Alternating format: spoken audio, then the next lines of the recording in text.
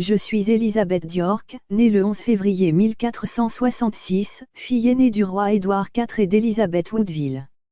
Mon existence, marquée par les tumultes de la guerre des Deux Roses, m'a placée au carrefour de deux grandes maisons rivales, les Lancaster et les York, et m'a finalement conduite à devenir la première reine consort de la dynastie Tudor.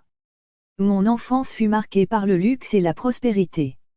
Mon père, Édouard IV, après avoir remporté plusieurs batailles décisives, était fermement installé sur le trône d'Angleterre. Ma mère, Élisabeth Woodville, venait d'une famille moins noble, mais son mariage avec le roi avait consolidé notre place à la cour. En tant que princesse royale, j'étais élevée dans l'idée que ma destinée serait de me marier avec un prince étranger pour renforcer les alliances de l'Angleterre. Cependant, en 1483, ma vie bascula brusquement.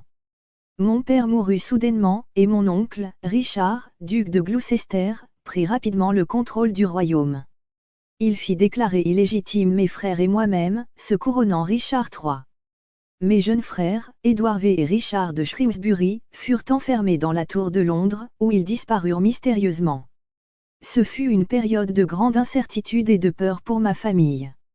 En 1485, le destin changea de cap lorsqu'Henri Tudor, un Lancaster en exil, revint en Angleterre pour revendiquer le trône. Sa victoire à la bataille de Bosworth marqua la fin du règne de Richard III et le début de la dynastie Tudor. Pour légitimer son règne et unir les deux maisons ennemies, Henri Tudor me choisit comme épouse.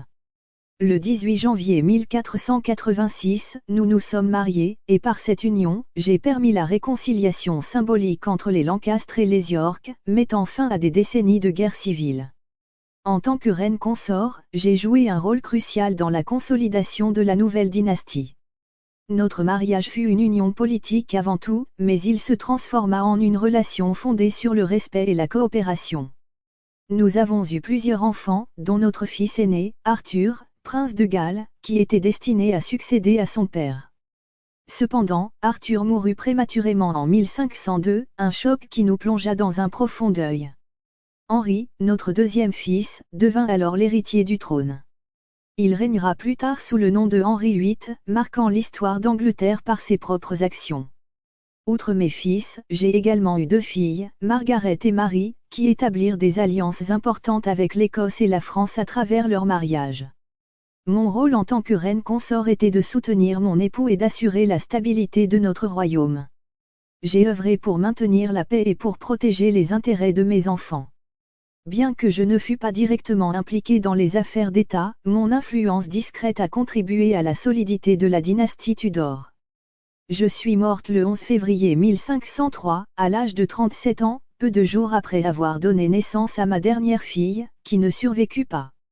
Ma mort survint peu de temps après celle de mon fils aîné Arthur, et elle laissa Henri VII profondément affecté. Mon rôle dans la réconciliation des deux maisons ennemies, ainsi que ma descendance, ont laissé une empreinte durable sur l'histoire d'Angleterre.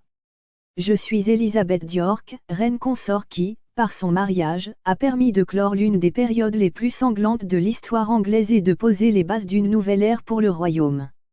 Mon union avec Henri VII a donné naissance à une dynastie qui allait transformer l'Angleterre et laisser une marque indélébile sur l'histoire du monde.